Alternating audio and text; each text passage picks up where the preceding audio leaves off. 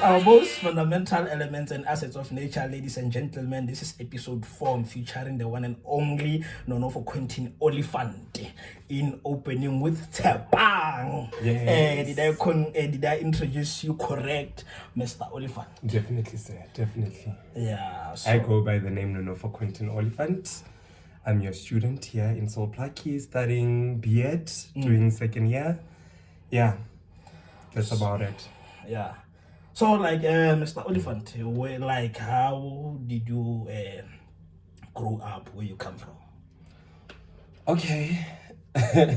Somebody said we don't want from the dusty streets of Pampristad. Oh. So I'm from Pampristad, definitely not the dusty side, but yeah, I'm from Pampristad. I grew up there, born and bred. I'm the first child of my mom and dad. Yeah, and I got about 3 siblings that comes after me. So yeah. Like, so when we were growing up, like, did you encounter some struggle? Because of, like, we know usually when we're growing up we encounter, like, maybe, how can I say it, like some struggle, child struggle as a child. Child struggles at home. Yeah. Okay, at home we're okay, but struggles in terms of myself. No, what I'm trying to say is that, like, we all have our own struggle, whether in a family there's this child that is being favored a lot more than this one, or I just want to know about your family. Okay, I think every parent to some extent does have a certain favorite child, probably maybe due to the behavior, the manner, and I'd like to believe that I was also one of the favorites. Yes, especially from my dad. I was definitely one of the favorites. Struggles, yes, I encountered them, especially with the person that I am, personally, but I managed to conquer them. Yeah. That's a good shot. Handsome, yeah. Yeah, so have you ever been bullied in school? Okay. With bullying, it's there. It's just out there. I have been bullied, not more than once, but a couple of times. I'm a queer person, personally, and I'll always refer to that because that is the life of my story. You understand? Yes, I'm not saying it because maybe but it's how it is. So being a queer person and then having to grow up probably in a place like Pampristad, it becomes, there are people that are still stereotype minded, but they're not exposed to as to what is this particular social orientation or social preference like. So being gay at that time, it was a bit difficult, and yes, I was bullied. There were days whereby boys will just be calling you names to a point and like, what's happening? Here's the question.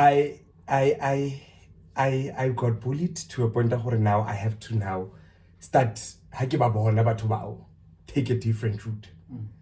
So that's when now I just sat like with myself, made some young intervention to say, is this the kind of life that you're going to live? Are you going to get bullied and you're not going to retaliate back? You're just going to keep quiet and go cry in your room. After doing that self-introspection, I was like, no more bullying. I couldn't take it anymore. How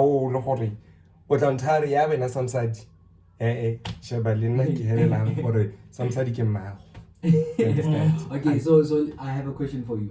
You said you are the first child. Between my mom and my dad, I have a half sister and a half brother. Oh, okay. Yes. So tell me how it is when you told him that you're gay. Because you know, with parents back then, when you said you were gay, because every I could say every parent, Baba Khale, they had a when I have a child, Wamishimani, he will carry my name, and you see that respect and everything. So when you told him, oh, it's already a gay, I actually never had to come out at home. I never had to come out because as much as I was reserved at that time, I've always been this public, for everybody could tell. I'm sure even at home, Lan ke ka leka gore ke nna mo closeteng ai ne ba bona ela gore oh it's fine, we're just waiting for him to come out. And in me, maybe if there was a come out, I just became extra of what I was. So how did you feel about it? Okay, I'm not a boy, but I'm a girl trapped in a boy's. I'm not necessarily a girl. I'm a boy. Yeah. It's just that I have feelings for other men. You understand? Yes. I'm not attracted to a different sex. I'm attracted to the same sex. But now that also does not make you less of a man. You're just a man that has a different sexual preference. Yes. I heard you correctly when you said that's how you grew up and you did not have to tell them. They just discovered it by just looking you. So then you told your story that it's cool. There were bullies. There were those guys that were by they did judge you. So I want to know during that time, how was the feeling when they used to tease you and tell you this stuff? It was quite painful. It was very painful, actually, if I'm to relive that moment, because if now somebody starts to make you feel uncomfortable in your own body, they are taking away the power that you have to control of self. So there were days whereby I would come back from school and then I have to cry, and nobody knew at home because I still want to portray this strong, confident person. So in answering you, it was very painful, and it even dented my self-confidence to a certain point, because I no longer believe that I'm wanted. I believe that I'm a rejected project to some sort. Because of how this particular people treat me. I mean, Lord, why would you bring me into this earth if now I'm going to be experiencing such difficulties? They seem endless. And like a way forward out of this entire tunnel. Kafa, the background that you're coming from, the community probably being gay, it's still a foreign idea, although it was not too much of a foreign idea, but it was a foreign idea to some other people. Hence, there were people they mock queer people for that matter. Ghosty, it sounds very painful at the same time, but he seemed like someone who was there for himself, whereby even times were very hard. But I discovered him as a strong person because of he managed to conquer all that persecution and those negative subjects about him. He even cried his own spaces, whereby Sunday, right now, the reason we called you because of right now in our generation, we have discovered the things when people are being persecuted like this, they start to take the rope, they drink the poisons pills, they take they cut themselves, which is very, very crucial. So and sadness at the same time. So you were saying something, Ghosty. Did you feel safe because when the society, when you come out or you're gay, they didn't really accept you? Did you feel safe in the streets? Hence I'm saying I never really had to come out, because I've always been the Nonofo that plays with girls. Nonofo that just has this feminine side to himself. It's just that I never said it out there, but they could see. So now when I started embracing myself more, which was back in 2012, when I was doing my first year at UJ, I started, because now I saw not only one, but multiple people that were of the same persona as I am. So seeing them like that and starting having, this was the first time having a gay friend out of the friends that I have from home, which they heterosexuals. You understand? So it was the first time having a homosexual as a friend. And from there, nothing could ever stand before me. Or maybe it's ridicule about embracing the kind of person that I am. So when I came back and they started to see that this person is embracing himself, then they just started also falling in love with me.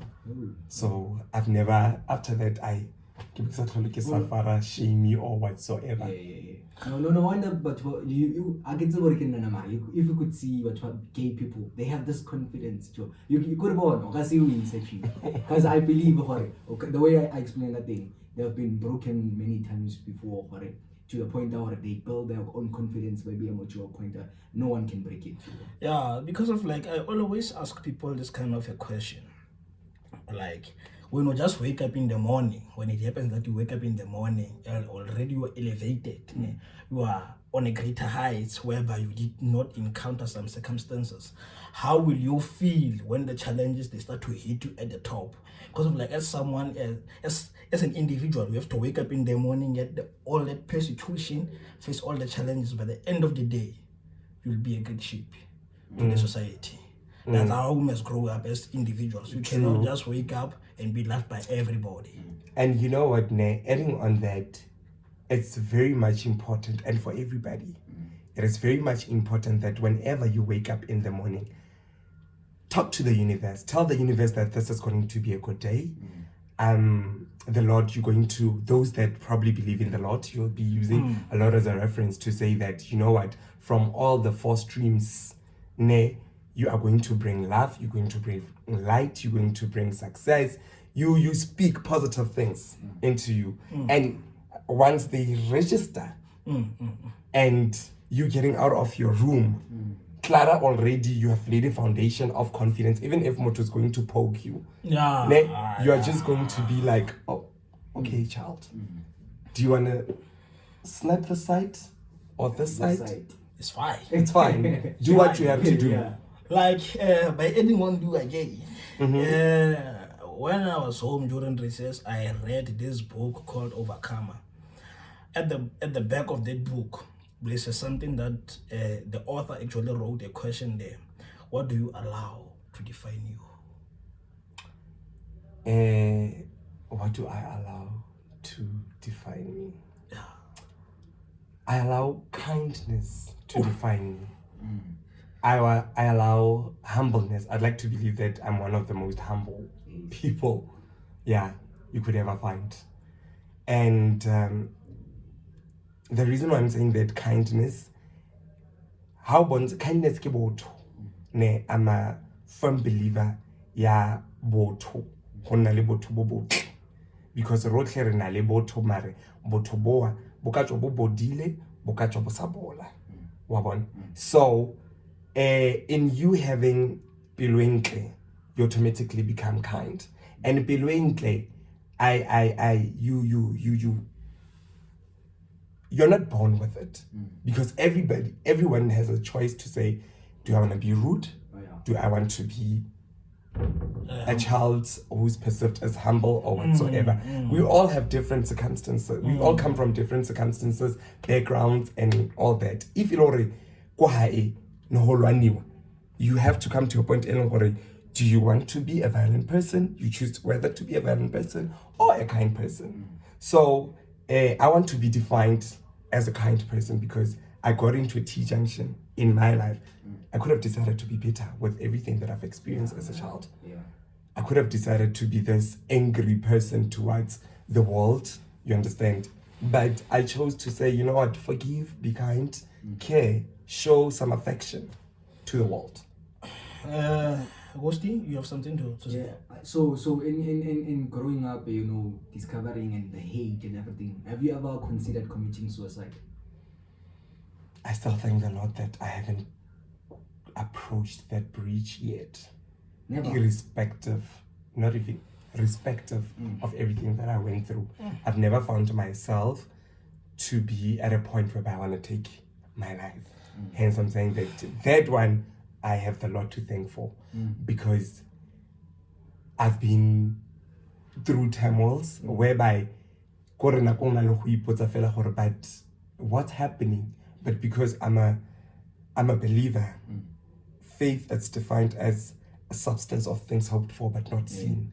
I always hope for a better tomorrow, regardless of the situation or the circumstances that I might find myself in at that particular moment. So no, I have never got into a point. Is there anything you want to break her confidence? Because damn. Diteng. Yeah. Like, especially, you know, when people expect so much from you, people don't expect you to break down. People expect you to be always perfect and bubbly. But whenever those things come, it's important for you to know who you probably cry to. That's a safe space for me as well in what I've created to say, you know what, guys, I'm creating a platform whereby you can literally speak about anything. By saying that, you know, like coming to suicide scenario, I really believe that it is something that you decide by your own, whereby when you start to, like I told you last time, I was with one of the individual telling me about her life story, whereby I even told the person that you are so brave. It was me. If I were you, I could have killed myself. So that person told me one thing, like he said about faith.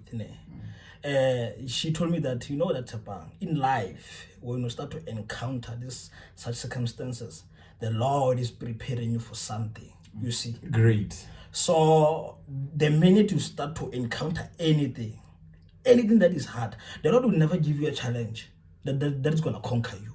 The Lord is just going to give you a challenge that is going to make you strong. At the end of the day, you can be somebody and be able to testify towards those people that are experiencing the very same situation. You become a testimony to the situation. You understand me? So actually, in life, like everything he just told us right now, I feel like he is an object that the Lord said, go to you, these people that are experiencing the very same stuff, be more educative about this stuff. Because of, like, at the end of the day, you are my child. You understand? So for me, I'm a believer, deep believer, but at the same time, I'm not a believer who would like to dictate the individual's decisions. You understand? I only fall behind the experience and the challenges and the outcomes. You understand? That's how I do it. I hope you understand me. I get you. Amen. It's a Sunday. You don't say. Yeah, it's a Sunday. I have to preach, man. Yes. I gotta preach, you know. So, like, Kunti, Yes. tell us, yes, in everything that you experienced, like, by that time you were talking to who? Like the time you're experiencing the persecution, the challenges, and everything. Because of, like, I believe that you couldn't take everything by yourself. You had someone that you must talk to by that time. In this case, it was not necessarily one person. It was quite a group. Hence, I'm saying that I created myself a self space, and that's a group of my friends. And it does not necessarily only mean that I've been to Joburg for quite some time. Yeah, Kiduzigwa 2012 till 2018. So I have a family as well that side. So now I literally took the site and the site and then tried to merge them and create a space whereby whatever content is going through, I know that and people will bring sound advices, you know, to say, no, actually, friend, this is not how you do it. This is how you do it. Because we paid only one. Like, is an island. You don't listen to anybody for motivation, or you don't ask anybody for advices. Because, you know, in growing up, I understood that maturity comes with age. And growing up, while I was still at school, I used to hang a lot with an older generation, especially there's a father to me that then as we would, you know, and literally planted a seed, make sure that it grows. So they played a very vital role to becoming the person that I am, because there are certain conversations that I would have with them that I cannot have with my parents. Yes.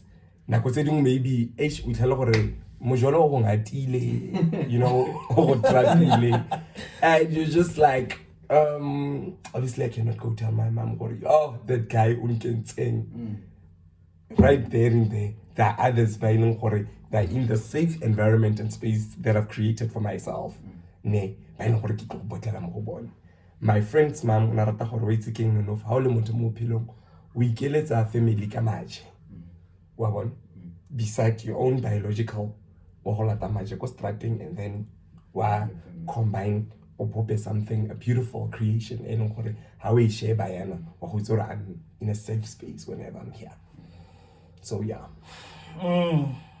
Like, hey, experience is very, very deep, man. It's very deep. It's even starting to kick me now. But I'm not there. Yeah, like I hear you had a group of people that you had conversation with, seeking for motivation and then advices. But hopefully, as we know, as people, that some advices, they are not usable. Some are usable. So like I want to know, one of the useful advices that you have received from your friends, like which was it? It was like accept yourself, or a matter keep it low, or a matter do it how. Like I want to just know. One of the advices that I literally still live with it from now. My other friend once told me, Are more pilong, be the best version of yourself. There's nobody who's coming for you. You're only there on your own. So, before you need to trust yourself enough first that I can move from point A to B. Because if you don't trust yourself enough, you are going to end up making decisions. If you don't trust yourself, going forward from you not trusting yourself, it's impossible to know when, how to make the right decision. So you're going to go with wherever the wind blows, with ole more, and you're gonna end up you've made certain decisions you did not even have to go through the experiences just because of a wrong choice that you made. And the wrong choice comes from you also not even trusting yourself, but trusting people to lead you. Because from there, okay, I'm not going left, I'm going right. That's why everybody in their lives, you always come to a T-junction. And even in the T-junction, it's either the richest or the poor. And both ways, they've got their own struggles. Okay, there's a certain company that I have to want to keep, to maintain. For example, a learned person, and then how do I check 90% of the people you hang around, maybe none of them has progressed to even getting a degree, or what this is not to say you can't hang around with people that are not learned. No, understand, so that whatever that we learn this side, we transfer it to them. But what I'm saying is make sure that the people that you surround yourself, you guys carry more or less the same vision about how you guys want to approach life. Otherwise, you are in deep pits. Yeah, like I've seen you last time in Salt Lake University. I don't know if you were hosting a conference in Morocco or what you were. We had a podcast just like you, whereby it was the Pride Month.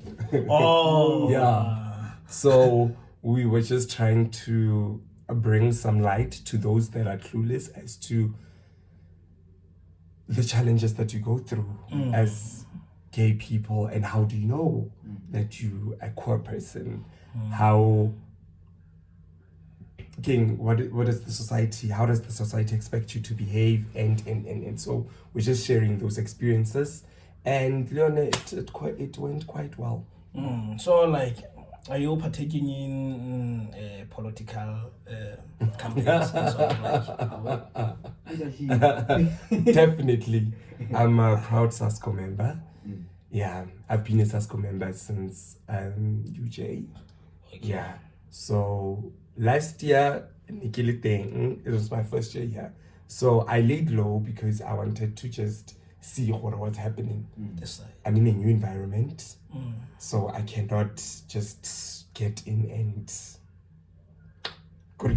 because I'm one person that's easily mistaken for. You understand? It's very easy to misinterpret me. You sometimes I get that a lot. People would think that I'm this kind of person, only to find out that I'm this kind of a person. So hence I'm saying I just sit and relaxed. Coast too. So this year I was like, now I'm ready. So like, can you talk a little bit about politics? Before you go to politics, I have this question. I have this question. Yo, have you ever like went to a guy and you made a move? Oh, when I got gay and he's not gay. Have you ever went to a guy and be like, hey, Joe, $1 million question about exercise. have I ever went to a guy Yes. who's gay and they not? No, Never. I have never went to a guy whom I think I have an interest on, and I ask them out and they say they're not gay. Okay. I don't know, but it's I guess maybe the way kids you understand? I've got a certain criteria that I like in guys. Firstly, I'm attracted to academics, people that can reason, because if you know, if you cannot reason, it's a problem, because I'd like to believe that I know how to reason. I'm a broke, I say it's hard. So fortunately for me, I have never got to experience rejection in that manner. Because muthu wa shelwa shem. Muthu wa shelwa, like muthu wa shelwa. How? Yeah. So like, going back to politics now, I want us to touch a little bit on politics, because of like everything is I was expecting this. Okay. because of like everything is politics, you know. Yes. Even if you're sitting here, we're speaking politics. The definition of politics, they say that wherever there's two or more people combined, there's bound to be politics. Yes. Exactly. That's what they say. So do you believe what since you said you define politics, can you say a pastor can a pastor be a politician? A pastor o kgona ho ba moruti, o kgona ho ba a politician. But now politics, being what politics is, it's somewhere somehow in a way pastor a compromise the values and all that. Because firstly, politics is ruthless. Remember that conflict arises between two people, and when it's being solved, high solve maybe holistically, so solve a brothers mamang ardula haitsi o forgive sisters mamang una sa tshwanetse Christi. Ka politics it's an eye for an eye. So I can add on that one. You know, like coming to politics, you are a pastor, you are a politician. Like the saying, politics are very ruthless. Yeah, sometimes you can be a pastor and a politician, but the reality behind politics is that as a pastor, obviously you're going to preach lies and you're going to preach the truth and practice the opposite of that. Because of like in politics, we're all trying to prove a point. So at the end of the day, we're doing the opposite thing. So for me, I will not say that a pastor must be a politician and must be a pastor. It's not advisable. Yeah. Be a pastor, leave politics alone. Okay, well, love your neighbor, but you hate an EFF member. Exactly. Okay. You understand? Exactly. Yeah. I get it. Yeah. So like, which chair are you occupying in SASCO? I'm a gender officer. Gender officer. SASCO. Yes. In SASCO. So like coming to these 3 political campaigns that we have in Salt Lake University, which is EFF Student Command, SASCO, and then DASO. Like, what you can just say about them as 3? Okay. As Salt Lake. What I noticed, remember that I told you that last year I just laid down. I just wanted to see what was happening. Yeah. So, politics will always be ruthless. So, everybody, the way they are looking for themselves.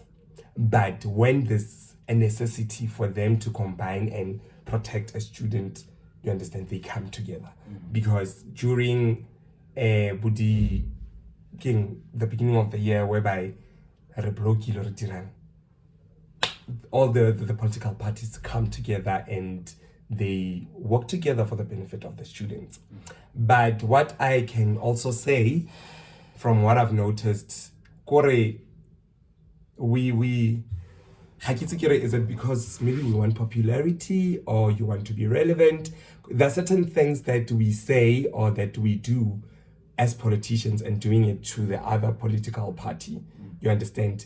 To a point, you would just write anything that comes into your mind without even thinking as to, if I write this particular thing, how is that particular person going to react, or how they're going to feel about it, so long as it's out there. And because repila more the earring yadi hats ya react, so long as I got the highest reaction. You understand? But for me, again, I believe that any publicity, it's good publicity.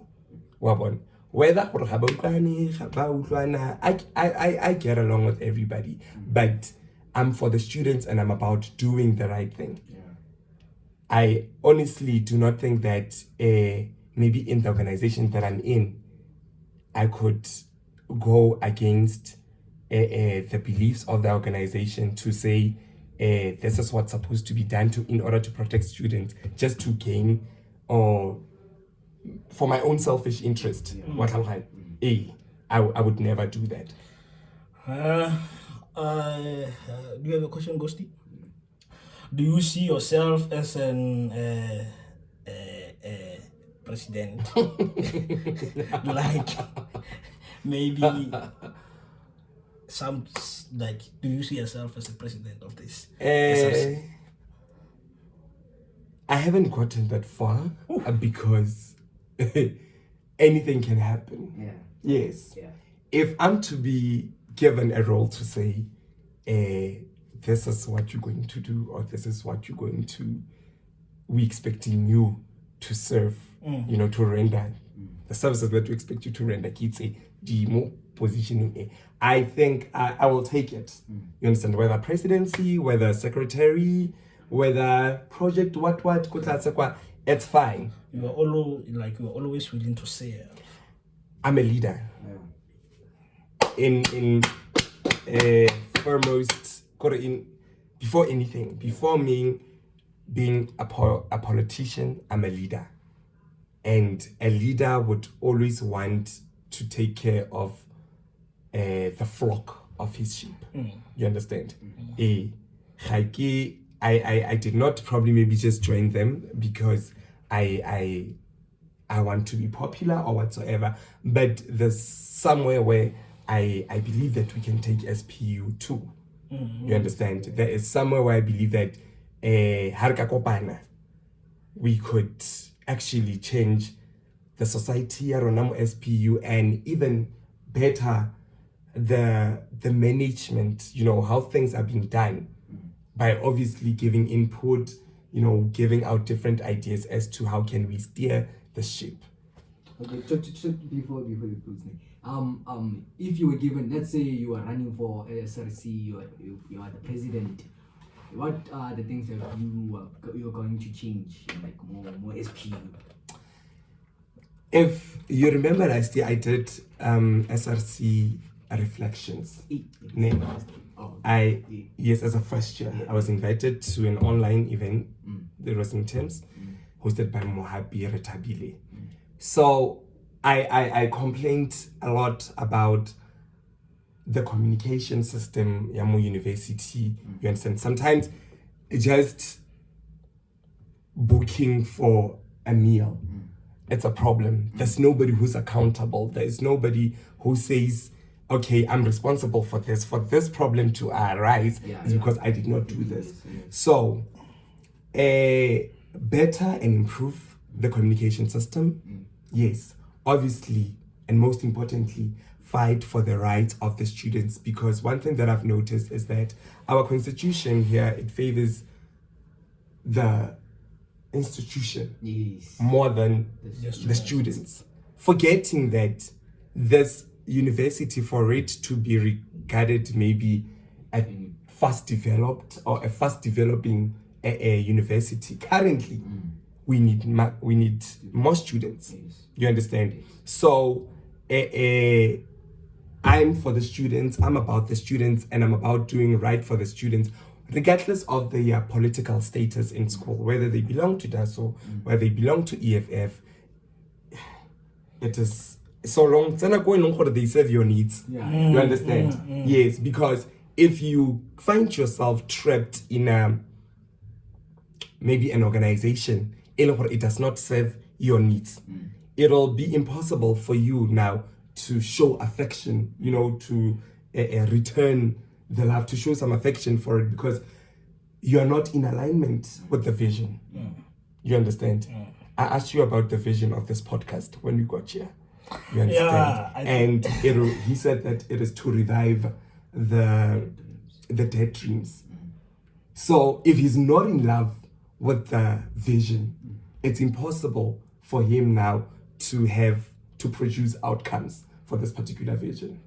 So you're trying to say Warabilo, who moved from Sasco to EFF, he didn't fall in love with that? No, I'm not. He has Ora has his own reasons, which he has for him to leave Sasco to join EFF. And I've wished him well as well. You understand? Because hence I'm saying that if maybe I feel you guys no longer, or if you feel Sasco does no longer serve my needs, or maybe I'm no longer aligned with the vision, the best thing that I would do as well, it is to withdraw myself. You understand? Unlike being a member, it's just bitter in the group, I am not partaking in any activities because so I'm still saying, if whatever organization you're in, if it does not serve your needs, you understand, just release yourself. And I'm one person that I would even write an email to say, dear Mangman, relationship ya rona e felela fa ka mabaka a itseng so. I wish you nothing but the best in your near future. It's as easy as that. So I want to ask you $124 billion question. I'm listening. When you entered this room, looking at the body of this podcast, what did you see? Like, did you see influencers or did you see the future leaders? Lighting. When I got here, I it was still off. I'm like, where is the lighting? How are we going? Because Nikibona, Keten Ibutwe. So, and then when Kijikamu, Kibona, okay, guys, there's a mic here. There's literally 2 bright lights. You understand? We are on some iPhone-ish, proper, right, clear. So, you are really serious about taking this to a next step. I'm impressed, I must say. Let's give ourselves a round of applause. I'm impressed. I don't know if we left something out, Ghosty. No, I don't think we left anything. The only thing that I will want him to do right now is that the advice to the people that are still in the closets whereby they do not want to come out. People that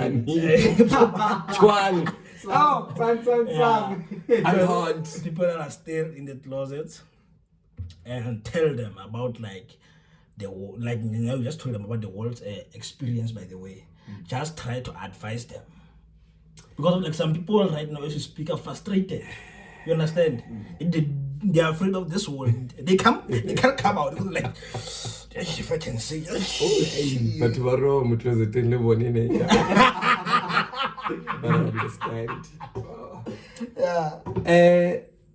As I've said, be the best version of yourself. Coming out of the closet, I'm not going to pretend as if I don't know that maybe it's difficult. I've had some certain stories. Linda, I've had my own fair share because I was not as this maybe glamorous person you see. But I was still reserved in my little tiny hook. But because I've always known. So but it's almost close it thing. To try and motivate you. If you don't trust yourself or trust the Lord that you serve enough to say, wait again, owner. Father, it's fine, you will provide.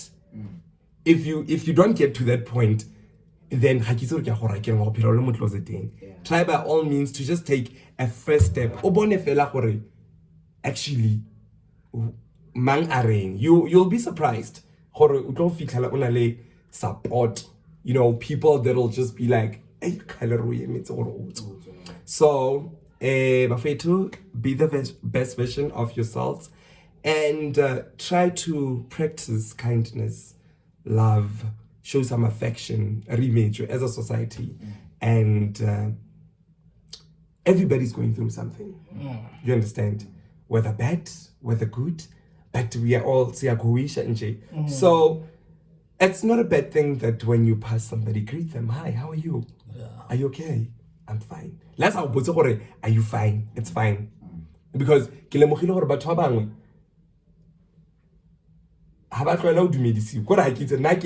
I like to greet people, and I like to ask them how are they, what's their names.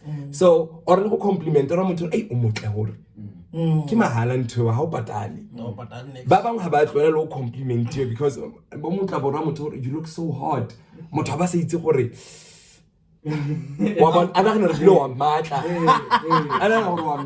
it's you are just looking good. The society can we all partake in trying to be the change we want to see in it? Don't expect somebody to come from Johannesburg, Cape Town, to come and tell you how you can literally change and trying to improve your area, the mentality, the school of thought that your area comes from. Right now, everybody's just gay, everybody's just coming out. There are people that I still say we've got your Beyonces, your Tiamos, your Teddies, that I feel like when I look at them, as their protege, so yeah. Yeah, that was the best one of the advices that we gave here to the people and everyone, my audiences, everybody here in the podcast. As opening with Tapang team, we would like to thank you for giving us your time, especially in Sunday, because of they say Sundays are for lovers, And I hope so you managed to give us your time.